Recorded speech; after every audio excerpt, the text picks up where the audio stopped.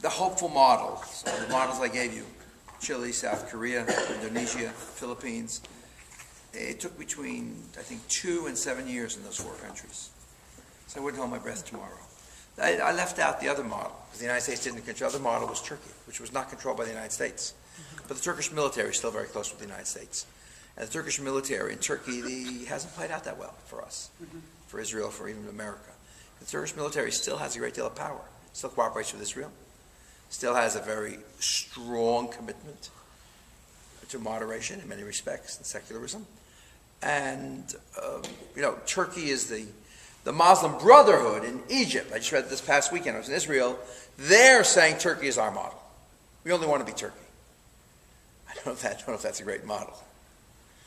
But the answer is, I don't know. And I think people know a lot more. Hubert Humphrey once told me that the United States has a contingency plan to invade Canada. So I assume Israel has a lot of contingency plans, so does the United States. This contingency plan, whoever drew up the post-Mubarak plan seems to have done a good job so far.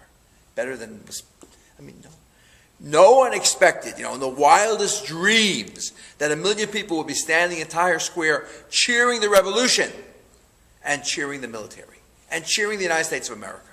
Obama went from being a villain to a hero in Egypt in 2 weeks. Think about it. We could do worse. We could do worse. Someone said, where did I read it? I think it was either the Times or the Herald Tribune, that the 2 most popular Americans today in Egypt are George W. Bush and Barack Obama, because they were the ones that first talked about democracy in the Middle East. We could do worse. They're only the 2 most popular people in America. Yes, you had a question? I was just saying that, the Israeli peace settlement with Egypt involves a component of plan for peace. And I'm just wondering if this, the Syrians want to do this deal with plan for peace and this kind of stuff. I'm just wondering if this agreement sort of cools. It's already been sort of a frosty peace agreement, but if it cools even further, what does that say about future land for peace type arrangements? Natan Sharansky argues that peace works best with democracies, and if Egypt becomes a democracy and the peace treaty survives, it will say a lot.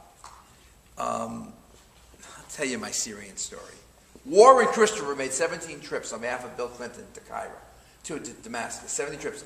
Yitzhak Rabin said to us 10 days before he was assassinated, I had 4 of us met, Jesse Helms, Senator Moynihan, and myself, and the Prime Minister. I'll tell you a funny story. We walked in to this private meeting. There was a photo op for 2 minutes for photographers.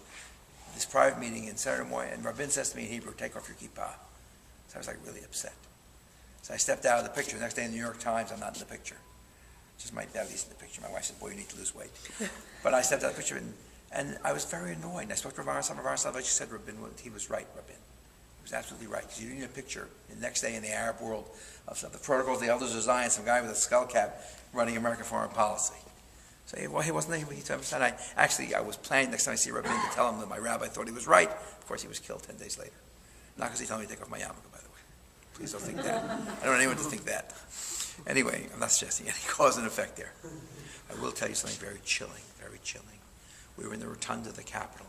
Rabin was speaking. Rabin said, I was privileged to be the head of the Palmach that saved West Jerusalem in 1948. I was privileged to be commander-in-chief of the Israeli army